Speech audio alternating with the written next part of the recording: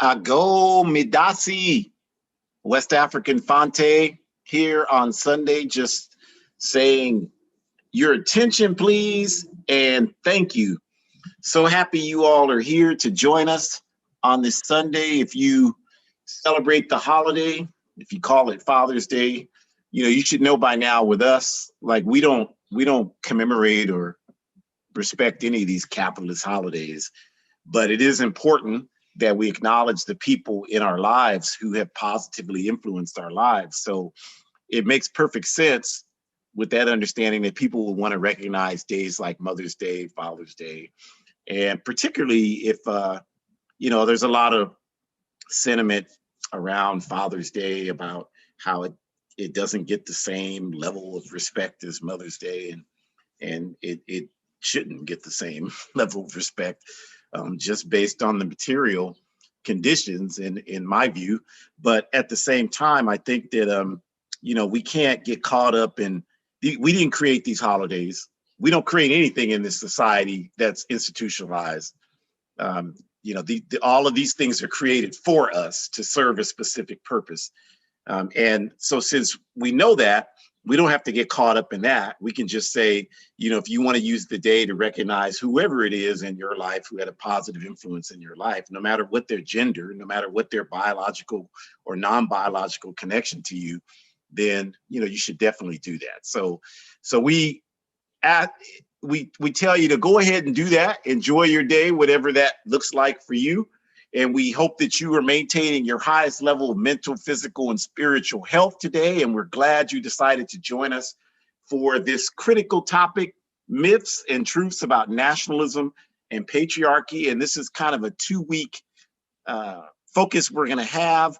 We're doing this one this week, and then next week is going to be all about how to be a great accomplice against patriarchy, best practices for doing that. So really glad you all are here with us today for this.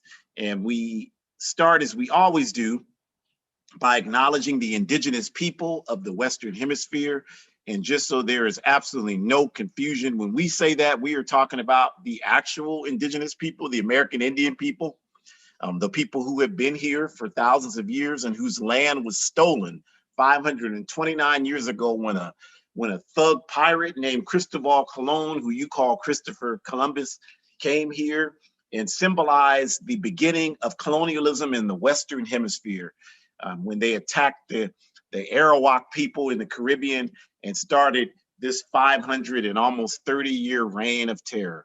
So we acknowledge the indigenous people and their struggle to get their land back, because this is their land in the Western Hemisphere. I don't care if you have a house note and you make payments on a house, the land will never belong to you.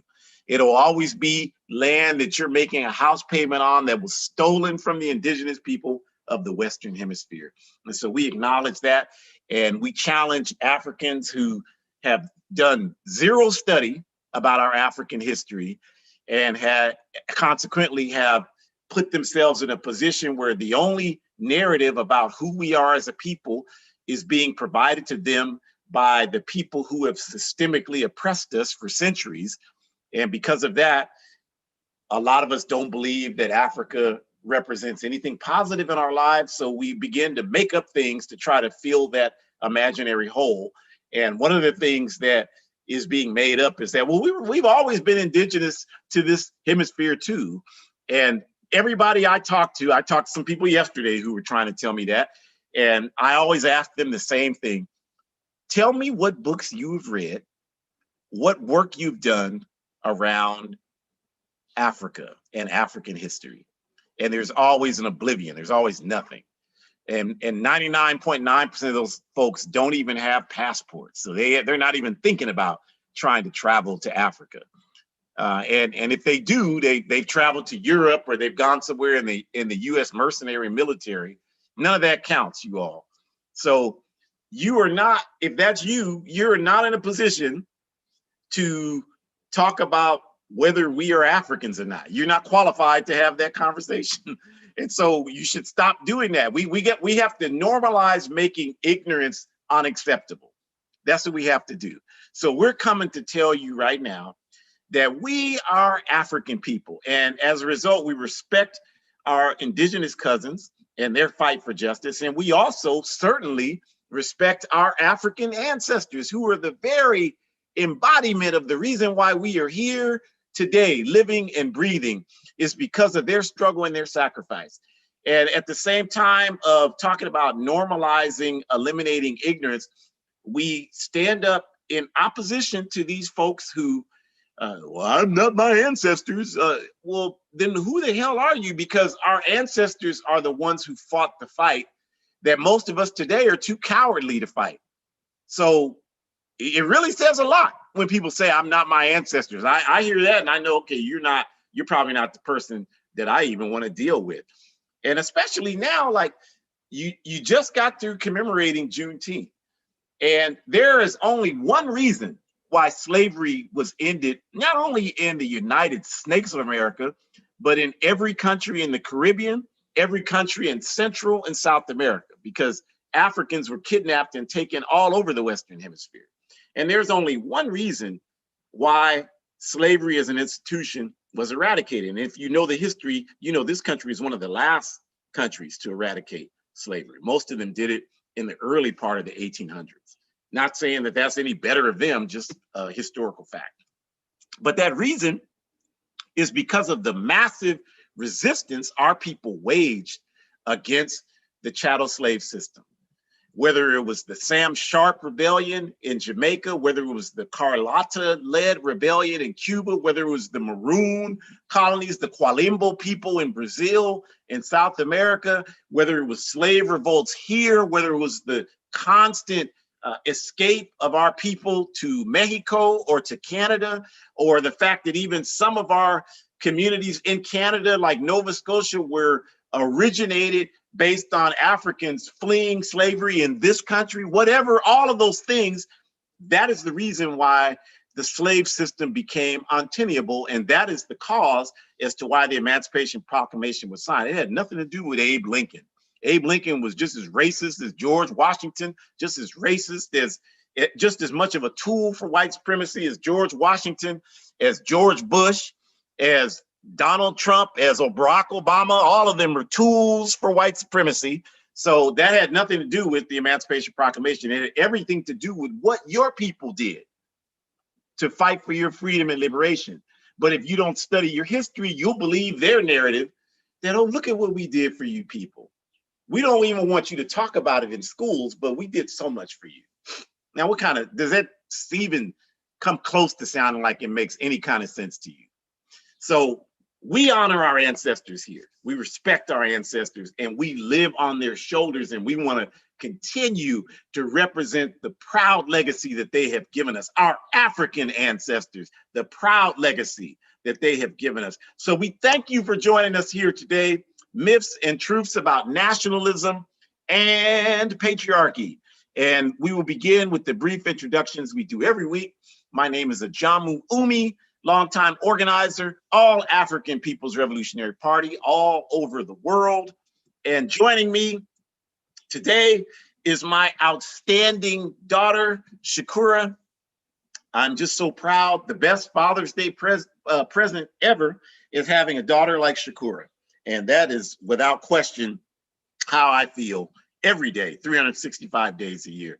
So thankful for her, glad to be able to share this and many spaces with her. Shukura, I found a picture of when you and I drove up to Canada, to Vancouver, BC. Yeah, that picture popped up and I saved it. And it made me think how we're talking about our next trip together. So these are exciting times and looking forward to, you know, spending more time with my baby. She's still my baby. So glad to do this with her. And again, the objective of the All African People's Revolutionary Party is Pan-Africanism, Pan-Africanism, all of Africa, all of Africans. And the definition of that is one unified socialist Africa, one unified socialist Africa. And if you want to understand more about that, we'll give you information at the end. And also the book on the right, the Handbook of Revolutionary Warfare by Kwame Nkrumah, talks about our strategy, which we are heavily engaged in to achieve revolutionary Pan-Africanism, which As Nkrumah said, and we obviously agree 100%, is the key to liberation for people of African descent wherever we live on the planet Earth. Until Africa is free, none of us anywhere will be free. We cannot get free disconnected from our mother. And if our mother is poor and disrespected, there is no way, no matter where we are on Earth, that we're going to be prosperous and healthy as a people. This is something we have got to come to understand. And we have chapters all over the world and relationships with other liberation movements who are fighting against the same enemies we are fighting for, the international capitalist and imperialist network, which is the father figure for all of the systems of oppression that are manifested against humanity: white supremacy, patriarchy, homophobia, ableism, all of it. So we're enemies to all of those things, and we fight against them. And so we're glad you decided to spend this hour with us and to get us started on this very important topic, the myths and truths about nationalism and patriarchy. I will turn it over to Shukura. Thank you so much, Daddy. And I definitely look forward to talking about this slide in the next one, but I just wanted to just acknowledge you on this special day. I know that the party doesn't perpetuate individualism, but I do, as you said, want to pay homage and tribute to you because you've been a very special person in my life. There's a lot of people that don't have fathers that they can call or rely on or even literally physically be in their lives.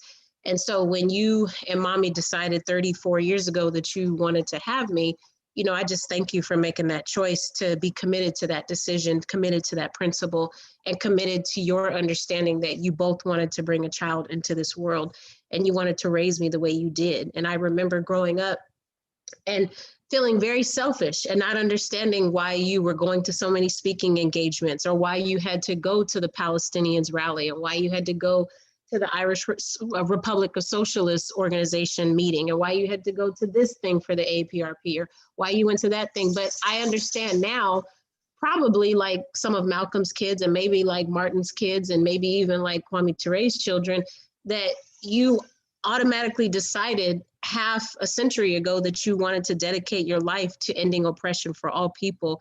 And I can't begin to tell you just how sacrificial and just admirable that is. And again, I know we don't focus on individuals, but that's a huge sacrifice that you have decided to put because you really want humanity to be free. And I am just very fortunate, blessed, lucky, whatever word you want to use, to know someone who's willing to do that, because I don't know too many people who can't make it about themselves.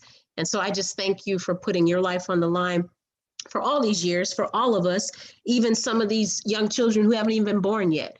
They're going to benefit from the work the party has done, and they're going to benefit from the work that you have done. They might pick this book up 100 years from now.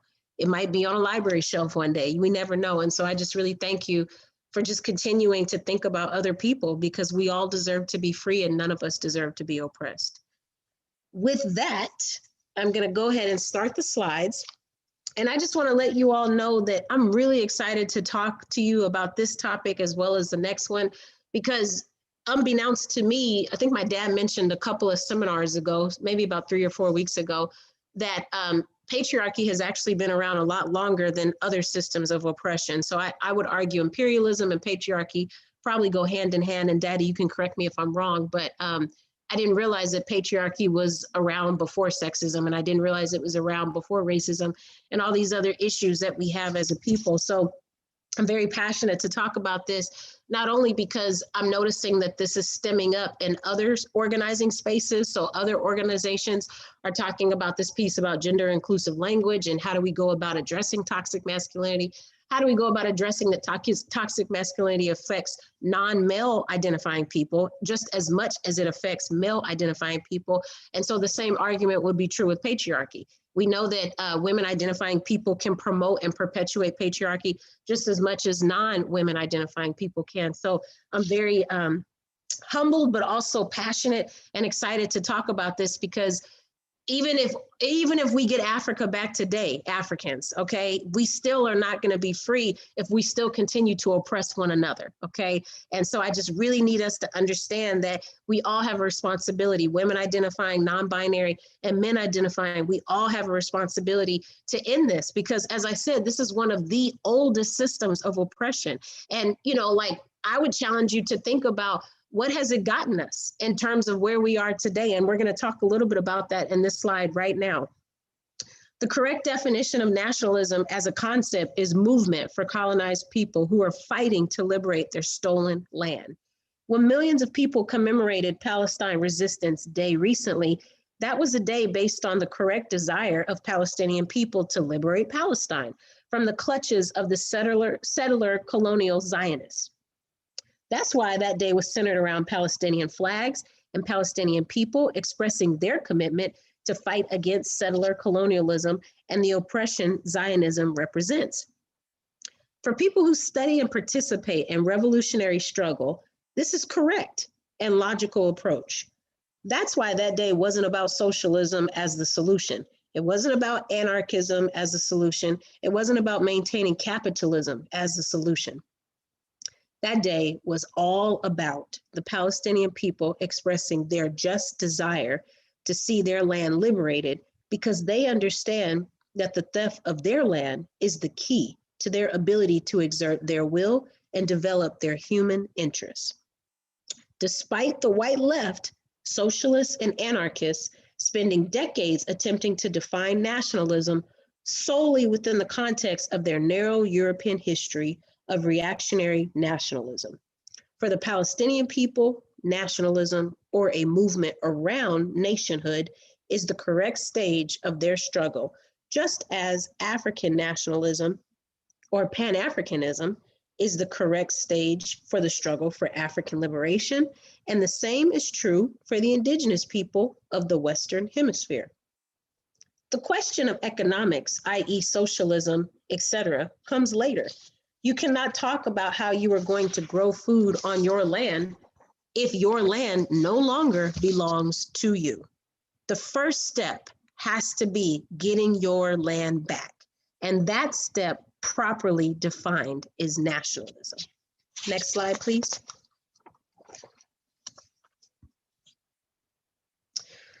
Patriarchy as a system traces its roots back 15,000 years ago.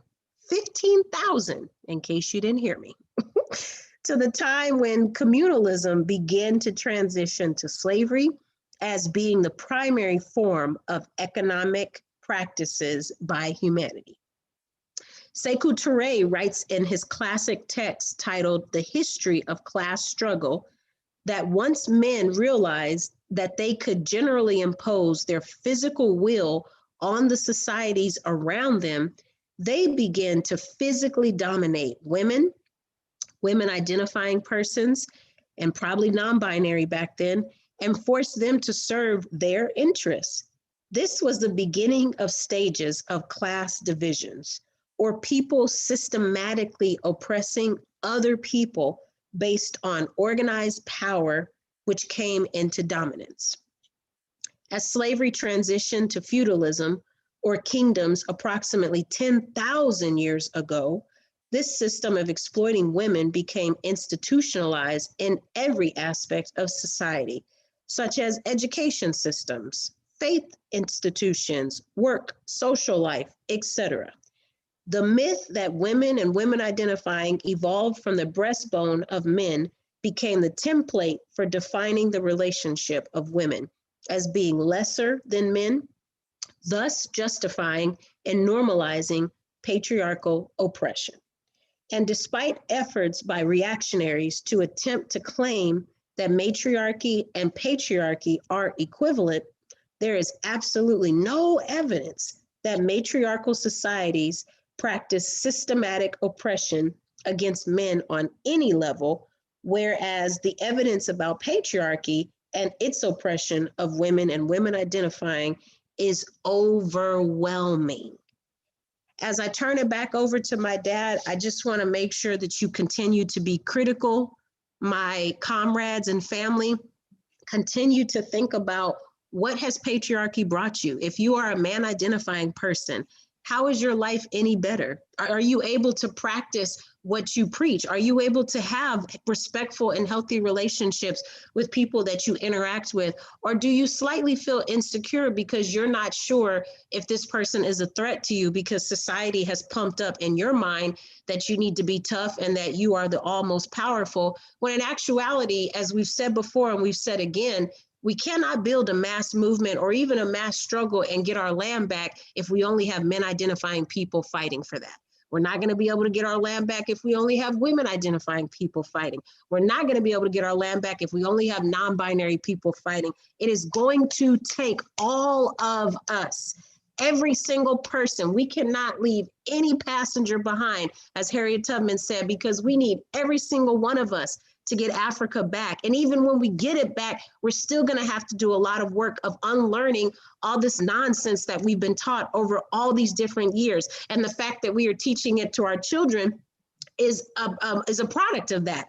So we need to think about, how are we raising our children to think about patriarchal systems? How are we raising our children to understand what it means to respect one another and to try to have less gender specific, but more gender inclusive, at least when it comes to respecting other people, so that we're not raising our children to be yet another generation of not getting us anywhere. We really can't afford to be picky about who we have on the fighting line. And if you ask me, if we're all ready to do it, then let's do it. But for those of us that are still interested in adopting patriarchal strategies, or for those of us that are interested in not letting the indigenous people get their land back because they don't want to get Africa back, then we don't need you to fight with us, because you're only going to get in our way and you're going to confuse our message. And we need to have strict and efficient communication among one another as we work in these different organizations so that we can get our land back, because land equals power. And once we get our land back, we can get off of the indigenous people's land and get out of their hair.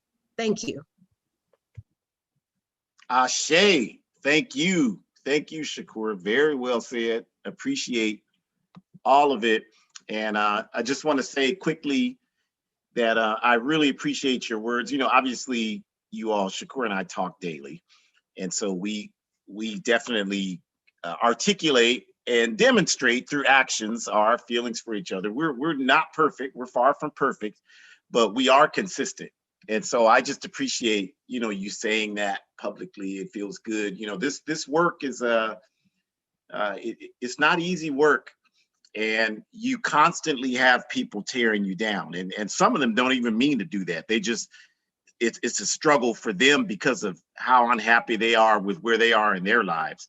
But at any rate, whatever it is, so much of your motion has to come from an internal dynamism. You are not going to get much support. You're not going to get much respect. You know, this society reserves respect and support for bourgeoisie celebrities and politicians, not for the people on the ground who are making the real sacrifices to make this world better. They don't get that.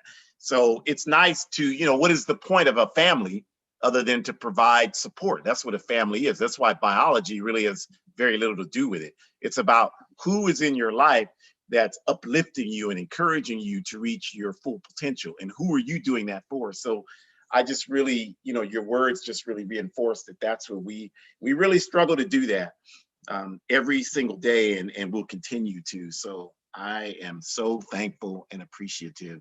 And I just want to continue on with the analysis that you put out for us, the foundation you put out there, and just say that, just talking briefly about nationalism as a concept, to dig deeper into that, what that is.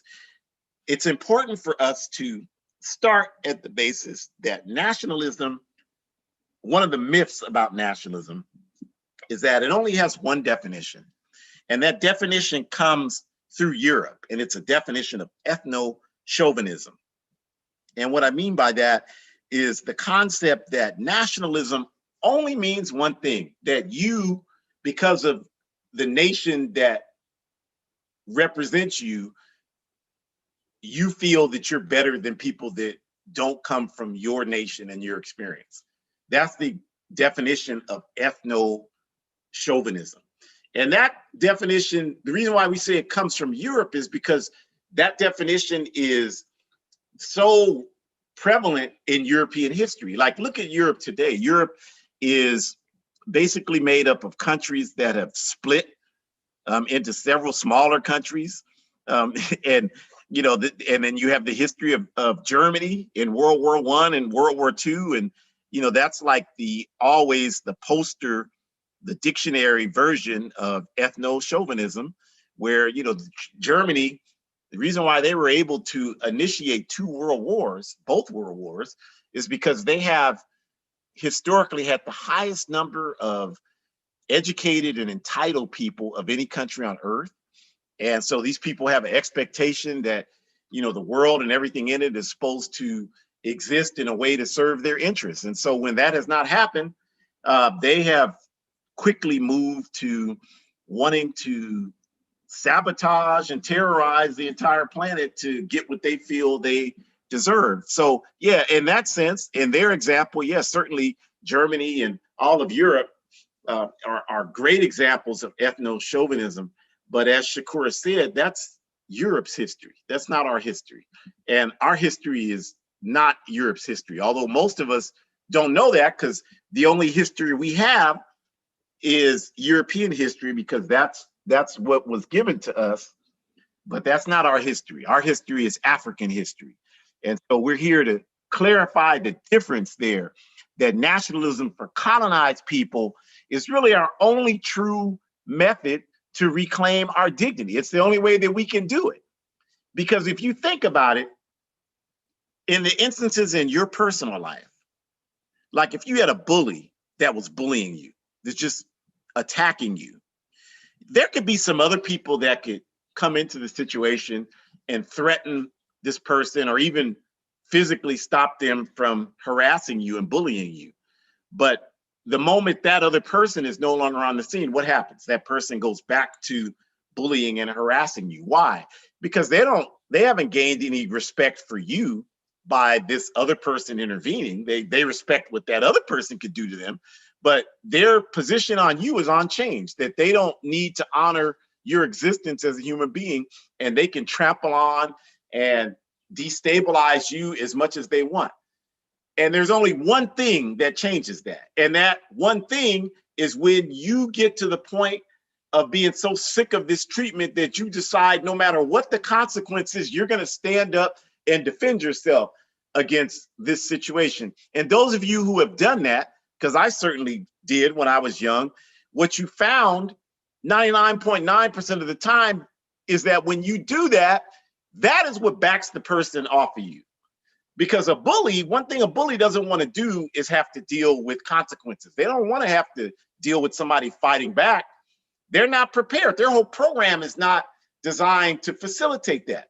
That's why if you are serious about strategy, it's not that hard to back the police off.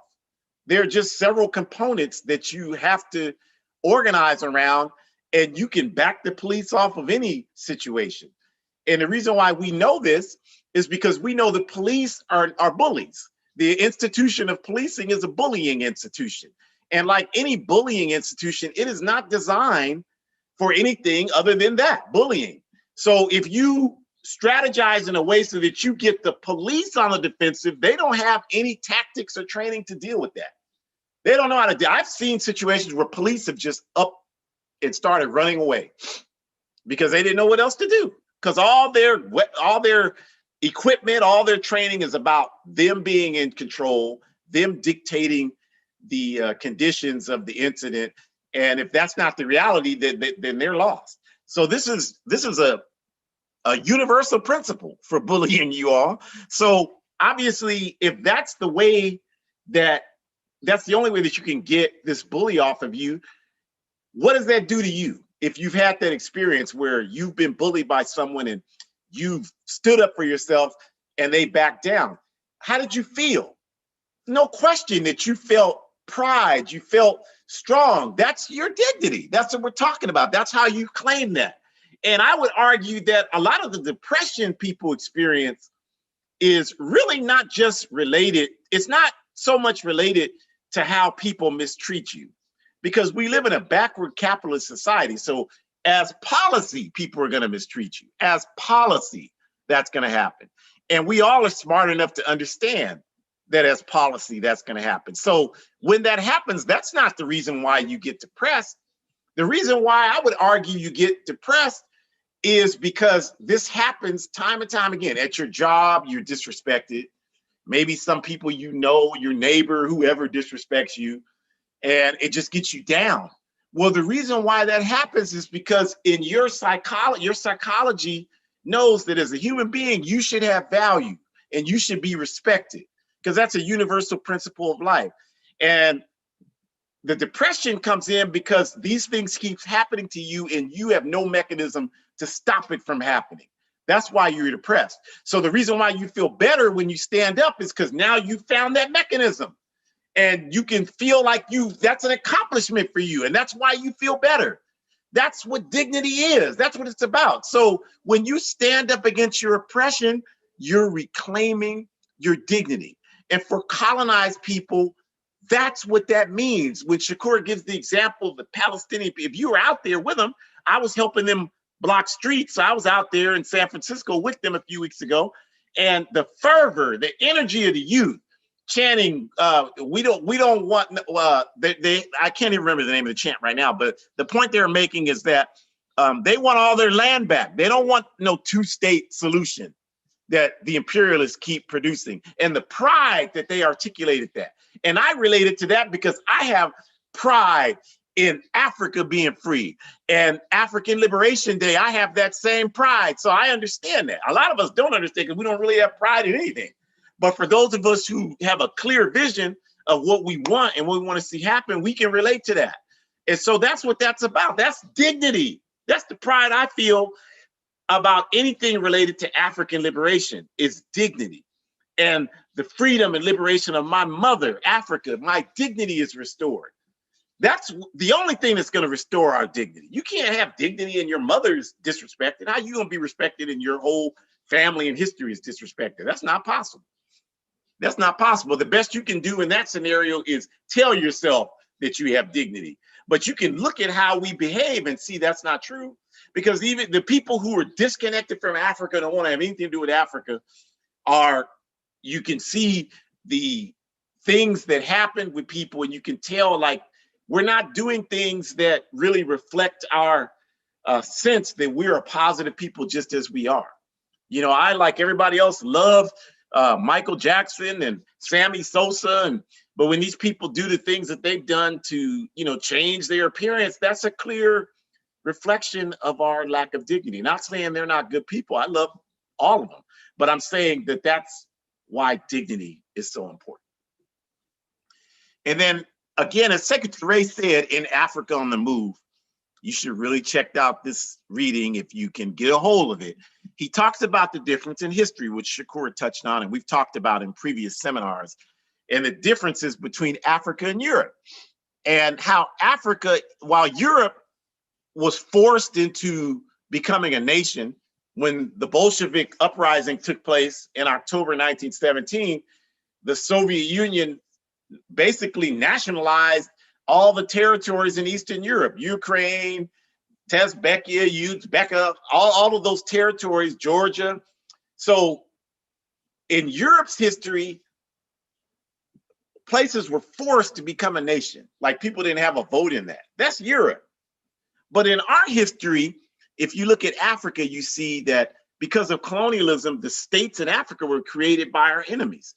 And so as society evolves, and this is what Ture talks about, and we move from the family, the basic social unit, to the clan, to the tribe, to the community, to a nation. And if you understand what's happening in the struggle for African liberation, that is the trajectory that we're moving in. We didn't start as, we weren't forced, we were forced into colonial states.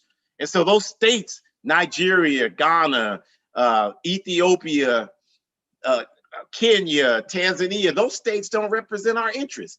And these identities for those of us outside of Africa don't represent our interests. African American, Jamaican, Black British, Afro-Canadian, none of those represent our interests, because our interests have to be tied to our ability to gain our dignity and our self-determination. And that's tied, as Shukura said, to our control of land and resources. And we can't control any land and resources in the US. This is not our land. For us to try to do that would make us no better than the settler colonialists and the colonists.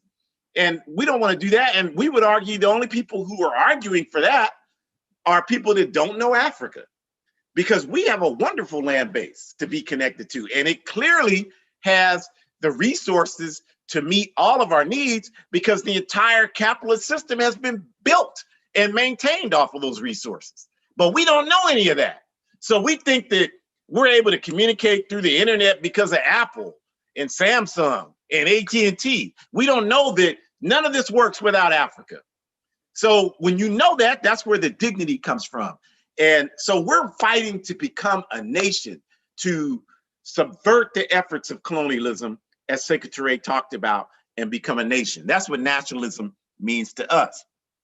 And so so-called Europeans on the left, so-called left, in the West, they don't want us to talk like we're talking about here, because when we talk about nationalism, the only way, white supremacy is really something, you all. And so I don't care who you are, you can be the most progressive European on earth, you still perpetuate white supremacy. You have no choice in the matter, because white supremacy is dominant. And so you have no choice but to perpetuate it.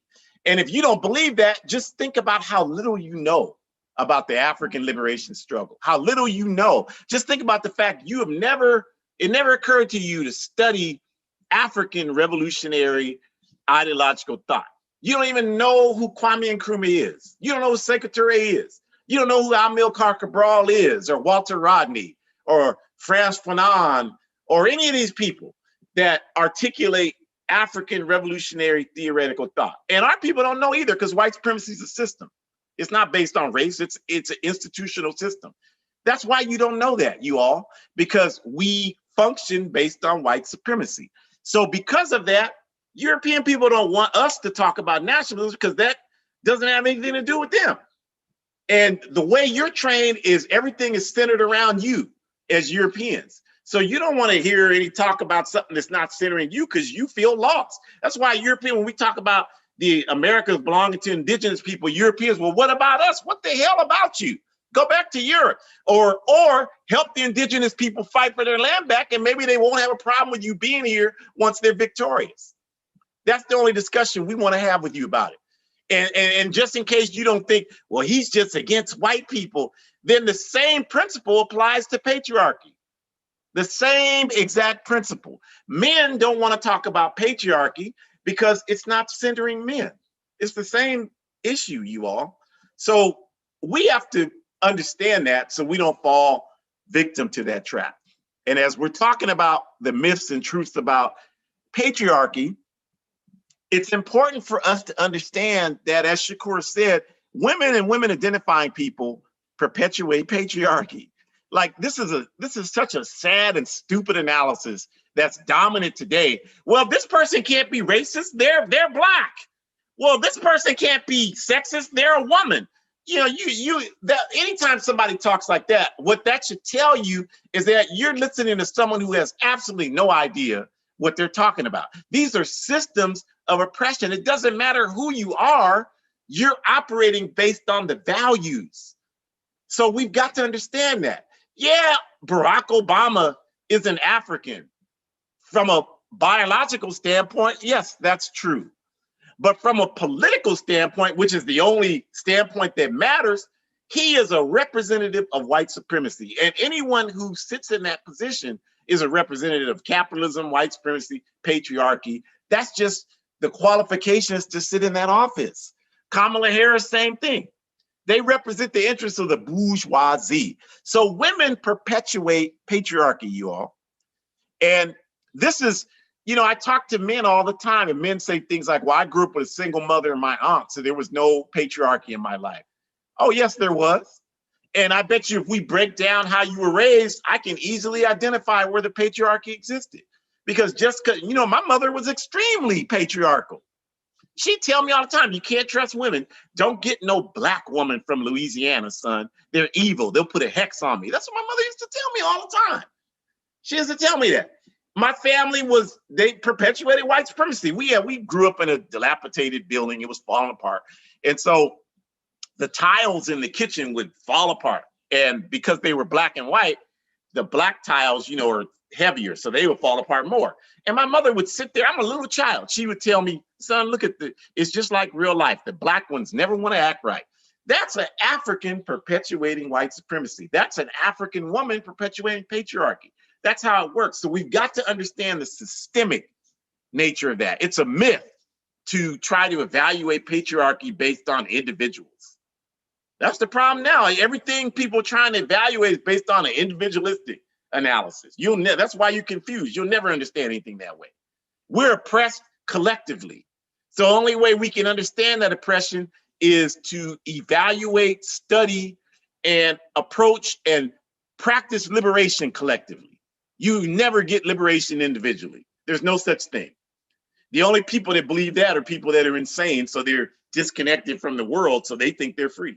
So, but they're not free. They're still in this same backward capitalist system. So that's important to understand. And then another myth is that people can be positive examples of forward progress by supporting patriarchy or the institutional oppression of women and women identifying people. So people like Umar Johnson, for example, who openly supports patriarchy. A lot of Africans, a lot of us are confused because you got your PhD from YouTube, so you think you have all the information you need. And so you're listening to this clown, and he's talking about all this patriarchal stuff, pro-polygamy, and all this backward stuff. And you're sitting there talking about he's for our people. It is not possible to be for our people and be for patriarchy. You have got to make a decision. You're either one side or another. And any man that stands up in support of patriarchy, I don't care how good that man makes it sound, I don't care how good you feel when he says it, he is perpetuating the oppression of women and women identifying people, and you are too. And that is a negative element for our people's forward progress. I don't care who it is. I don't care if it's my family. I don't care if it's me. I don't care who it is. That's exactly what's going on there. Some of us are not confused. Some of us are not stupid.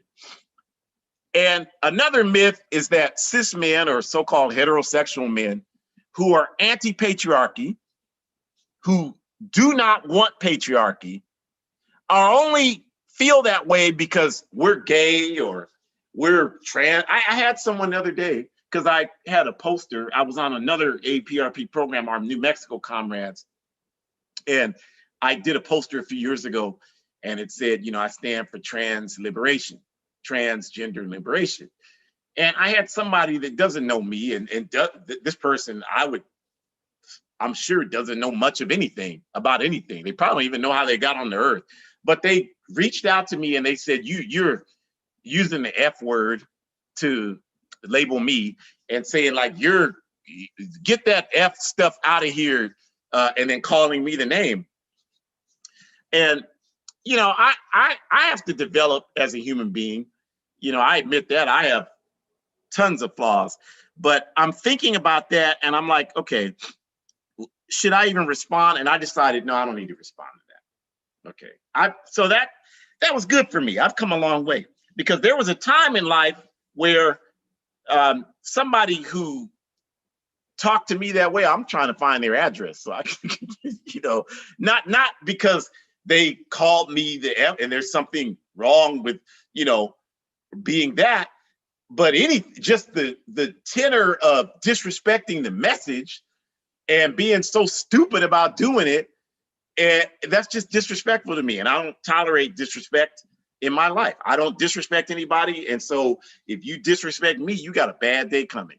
And that's just how that is. So this is just such a backward way of looking at the world. Well, because you take a position, the most principled people on earth, you all, are people who take positions of justice when the situation has nothing to do with their individual lives. Anybody can take a position for justice about something that is then just towards them, duh, that takes a whole lot of character. Of course you're going to be against that. The true test of character is when someone can take a position of justice against something that does not directly benefit them to take that position, when they're actually suffering consequences because they take that position. That tells you that's a person of character. So we got to abandon this backward, because you like, you hear it all the time. Why are you like, well, I'm anti-patriarchy. Why are you saying that? You're not even a woman. When people say that to me, and I hear that sometimes, I tell them, you know what? It's unbelievable to me how stupid you are. I mean, I'm just sorry.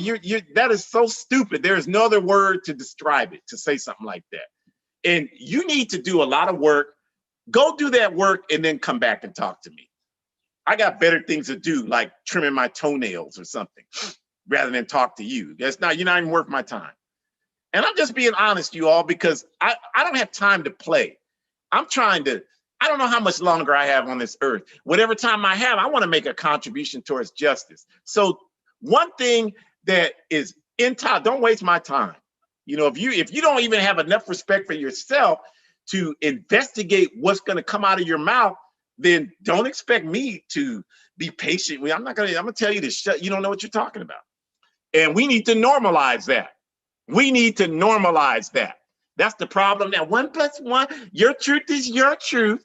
Well, that means, well, then I'll say 1 + 1 = 30. Well, that's your truth. That's the problem right now. This dominant liberal atmosphere. Somebody needs to have the courage to say, you don't know what the hell you're talking about. 1 + 1 can never be 30. Go back and study that and get it right and come back and speak truth. That's what we need. And the strongest manifestation of African manhood,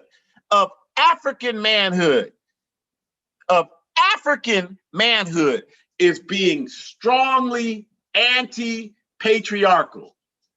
Any clown can be afraid to, like the African proverb, even dead fish go with the current. I'm not trying to go with the current. I'm trying to do what's right. That's the difference between me and a lot of people. A lot of people just trying to avoid conflict. I run the conflict. It's like the other African proverb. When you see me fighting a bear, help the bear, throw honey on me. That's my life principle. I'm trying to find conflict because I know the minute that conflict is resolved, we move a step closer to freedom and justice for humanity. Those of you trying to avoid conflict, all you're doing is perpetuating the injustice that exists. You standing there, you won't say anything. You're just perpetuating the injustice. So we can't be afraid of conflict. Conflict is a part of life. If you don't learn how to work through the conflict, how are you going to grow? If you don't believe that, just think about when you're trying to lose weight, you're trying to exercise, you're trying to have a relationship. Those are struggles, you all. You can't have a successful relationship and you don't want to be uncomfortable. You can't lose weight and you don't want to be uncomfortable. You can't exercise and make progress and gain muscle mass and you don't want to be, the minute you feel any discomfort, you stop. This is a universal principle of life. Progress, like Frederick Douglass said, there's no progress without struggle. We all know this, so I don't know why we try to act like that's not true. We have to struggle. We have to do this. So how does nationalism and patriarchy converge? Well, both concepts in their reactionary flame rate, like we've talked about in terms of the myths, they serve the interests of capitalism and imperialism. So when someone says, I'm for African people, but I'm patriarchal, what they're really saying to you underneath that, if there were, captions of what they're saying, it would say, I'm really for advancing myself individually. And I'm just using this rhetoric because I can get you to support me in doing it that way. So they're really supporting the systems that oppress us. They're not trying to really do anything to advance our people on a collective level, because you can't straddle that fence. If you're for the reactionary example of nationalism, if you're for patriarchy in any way, you're serving the interests of our enemies. And the criteria to define whether something is correct has to come from one point of analysis. The only way to determine what should happen has to reflect what's right, you all. Too many of us are trying to do things based on, well, I don't want to offend people. I hear this all the time. I do workshops, trainings with people all the time. And I hear it all every time someone says this. Well, is there a way we can do that won't turn people off? That's your problem. You cannot serve two masters. You're either trying to tell truth or you're not. And that doesn't mean you have to be rude to people, but it does mean you have to be willing to have the courage to tell the truth and deal with the consequences of that. And that should be the only criteria to determine whether something is correct or not. Is it the right thing to do? That's the criteria, not how people, I don't care how you're going to receive what I say and do, because I don't know who you are. You might be an enemy of humanity. So a lot of the people, like Secretary Ray says, if the enemy isn't doing anything against you, it's because you're not doing anything. So a lot of people that, I don't care if it's whether my political work here, whether it's my slave, my job. I'm not trying to, I don't act any different at the job. I don't do that. I talk this same way. You can call them. I work for the Service Employees International Union, Local 1000 here in Sacramento. Look that number up and call them. You can be anonymous and just say, you got somebody there named Ahjamu? Yeah. How is he as a person? They'll have to tell you. Well, the man stands on principle. He does what he's supposed to do. He doesn't care how people see it. When we say something and it's not right, he's going to point it out. If something white supremacist here comes up, he's going to point it out. I don't care if it's my job or not. I'm living for the ancestors. I'm not living for a paycheck. I can always get a paycheck because I'm a strong, principled human being. I've always gotten a paycheck because I'm a strong, principled. That's the problem with a lot of people.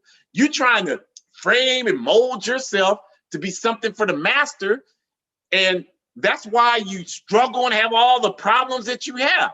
And the reason why I'm telling you this, the reason why I don't have them is because I'm trying to slit the master's throat, and the master knows that. So that's why the treatment I get is so much different than the treatment so many other people get. And the minute we all learn this lesson, that's when we'll be free, you all. I'm telling you this. You can quote me on that. That's what it is. It's nothing else but that. And that's that dignity we were talking about. And so when we talk about dialectics, the struggle of opposites, there are positives and negatives in every single thing. Nothing doesn't have positives and negatives. The only question is, what percentage is the positive? What percentage is the negative? Because everything's not 50% positive, 50% negative. Some things are 90% positive and 10% negative. Some things are 90% negative and 10% positive, and all different levels in between. So that's something we have to understand in our analysis. For example, even slavery had some positives, because that's a universal law of life. It's science. Well, what are the positives in slavery? Well, the positives are that because of the exploitation our people experienced, our slave labor produced the seed money that fueled the industrialization period, the mechanization period, the development of technology. That's a positive for humanity. Technology is not a bad thing. The only problem with technology is that the people that control it are anti-human.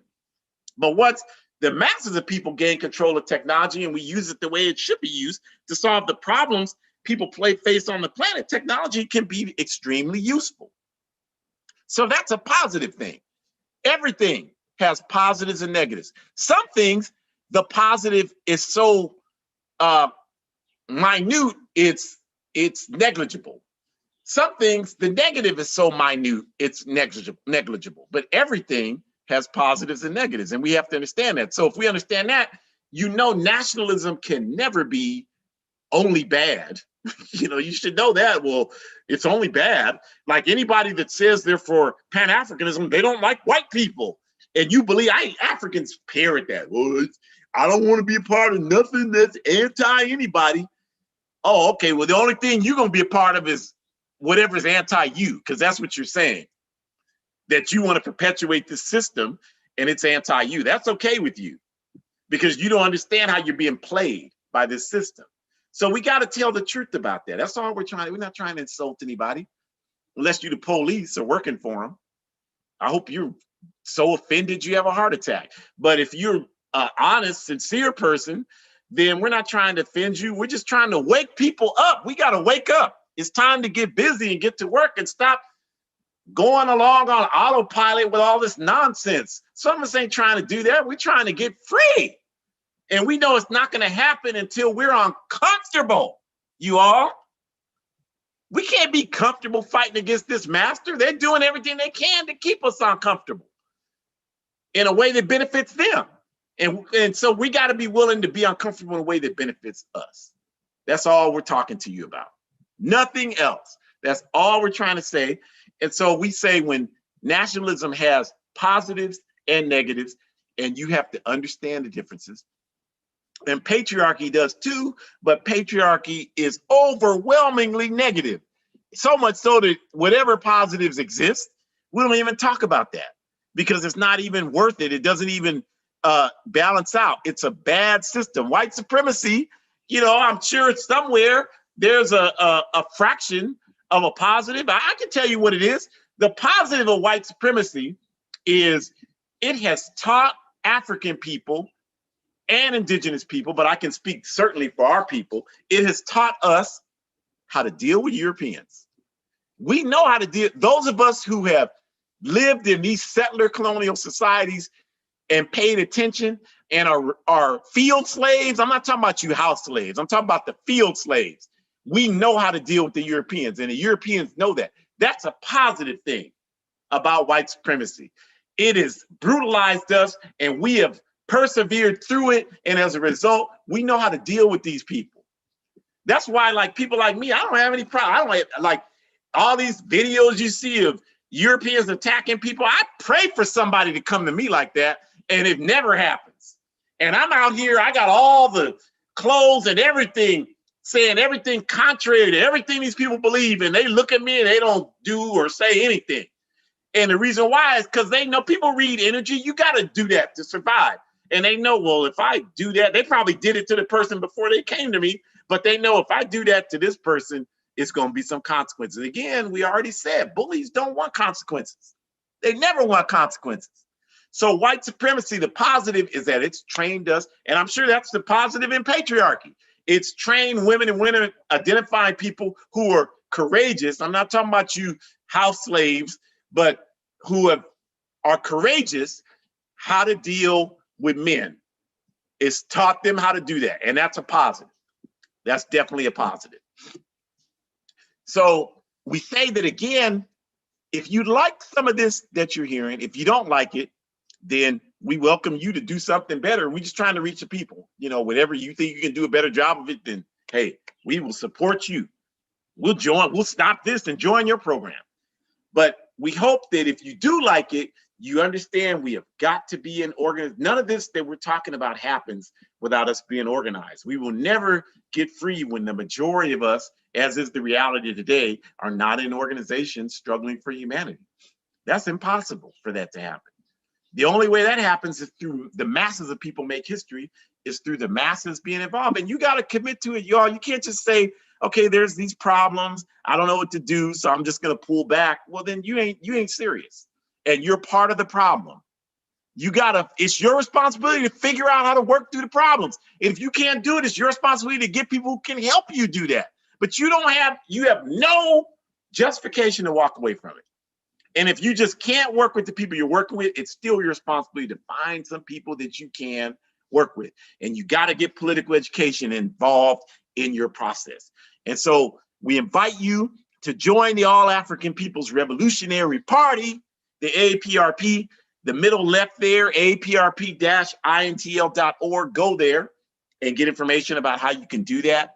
You'll see a short orientation video. It'll connect you to the organizer closest to you, and we'll talk to you about how to join one of our work study circle processes, our political education program.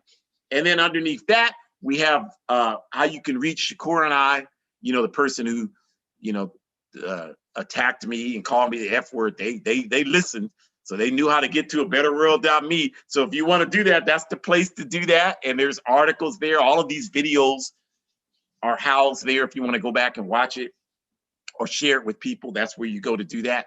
And then hoodcommunist.org, We have every Thursday at 4:30 Pacific time, we have an hour discussion. We invite you to on Telegram. We invite you to go on Telegram because, you know, they kicked us off Twitter and they thought that was going to stop us, I guess. But now we're on Telegram, and every Thursday we do that. So we invite you to join us this Thursday, 4:30 Pacific time. We'll have a topic and you can participate in that discussion. And we have articles up this week. I wrote one on China and Africa, and a lot of other very good articles. There's a tribute article to Brother Lukman from the Lukman Nation that unfortunately made his sudden transition. And we give respect to his warrior partner, comrade Sister Jackie, and their family, and love and support for them. And so there's an article there about that. Check it out, you all. And then we have a number of these broadcasts, AAPRP Pontula every Monday, 6 p.m. Eastern time, our comrades on the East Coast of this plantation, the Forward Ever podcast, Revolutionary African Women, the last Saturday this month. Our comrades in New Mexico do the newscast every Thursday, 11 a.m. That says Mountain Time, but it's actually 11 a.m. Pacific Time, noon Mountain Time. So check that out, that you don't want to miss. We invite you to get my book, A Guide for Organizing Defense Against White Supremacist, Patriarchal, and Fascist Violence. I'm extremely busy with people who are interested in the book. I have 2 workshops this week with people who want to use the components of the book to organize in their local communities. These are in places outside of California. That's why I wrote it. I'm very busy, I'm exhausted, and I couldn't be happier. So please continue to get the book and build that way. Next Sunday, June 27th, 4 to 5 Pacific time, how to be the best accomplice against patriarchy, best practices. We're bringing the fire. We're going to continue to do that. We thank you all for joining us today. We appreciate you. We hope that you have a wonderful and outstanding rest of your Sunday afternoon. We hope you tell people about this broadcast and other broadcasts. Support independent revolutionary African media. It's very important. Support independent revolutionary African organizations. Don't just support Black business. Yeah, but support independent revolutionary African organizations. Just do that first. Okay, because that's work people doing that's they're contributing for the benefit of the masses of our people. So we should say that every time we say the other thing. So have a great rest of your Sunday evening. And we want to say, smash white supremacy, gotta go. Smash patriarchy, gotta go. Smash homophobia, gotta go. No use for any of those things. They don't benefit anybody. And any strong man knows that, is not intimidated by that or not threatened by that. I want the strongest women and women identifying people around me fighting for justice. I want the strongest LGBTQ people fighting around me for justice. I want the strongest men. And I'm not intimidated by none of that, because I'm going to hold my space, because I'm here for a reason. And that's to fight against this beast so we can be free. And y'all already know about capitalism. It's got to go. Have a great rest of your Sunday evening. Forward ever.